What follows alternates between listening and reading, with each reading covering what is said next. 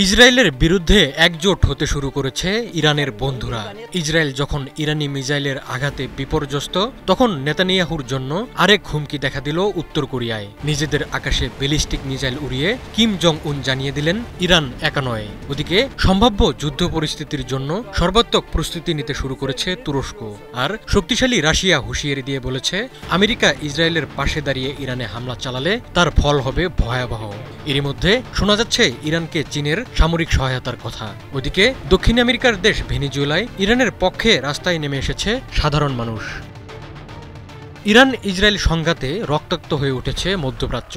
প্রাণঘাতী এ সংঘাতের সূত্রপাত দখলদার ইসরায়েলের হাত ধরে। ইরান পরমাণু অস্ত্র তৈরির দ্বারপ্রান্তে, শুধু এমন সন্দেহের বসে ইরানে নজিরবিহীন হামলা করে বসে ইসরায়েল। কিন্তু আয়াতুল্লাহ খামেনির ইরান চুপ করে থাকার পাত্র নয়। শুরুর ধাক্কা সামলে ইসরায়েলের অযৌক্তিক হামলার কঠিন জবাব দিচ্ছে ইরান। ইরানি মিসাইলের আঘাতে নাকানি চোবানি খাওয়া ইসরায়েল একা না পেরে যুদ্ধে ডাকছে আমেরিকাকে। যদিও আমেরিকা শুরু থেকেই ইরানে হামলায় ইসরায়েলকে মদদ দিয়ে যাচ্ছে। এরই মধ্যে তৈরি হয়েছে মার্কিন বাহিনীর সরাসরি যুদ্ধে নেমে পড়ার সম্ভাবনা। এমন পরিস্থিতিতে চুপ করে নেই ইরানের বন্ধুরা। একে একে ইরানের পক্ষে নিজেদের অবস্থান জানান দিতে শুরু করেছে তারা। ইসরায়েলকে শান্তির বিরুদ্ধে ক্যান্সারের মতো সত্তা হিসেবে বর্ণনা করেছে উত্তর কোরিয়া। দেশটির সর্বোচ্চ নেতা কিম জং উন এক সরকারি ভাষণে বলেছেন, যুদ্ধে ইরান একা নয়। উত্তর কোরিয়া মিত্রদের কঠিন সময়ে কখনো একা ফেলে দেয় না। ইরানের প্রতি পরোক্ষ সমর্থন জানিয়ে একাধিক মিসাইল ছুড়েছে দেশটি। রাজধানী পিয়ংইয়ং এর কাছে সুমান এলাকা থেকে উত্তর পশ্চিম দিকে 10টিরও বেশি মিসাইল নিক্ষেপ করেছে উত্তর কোরিয়া।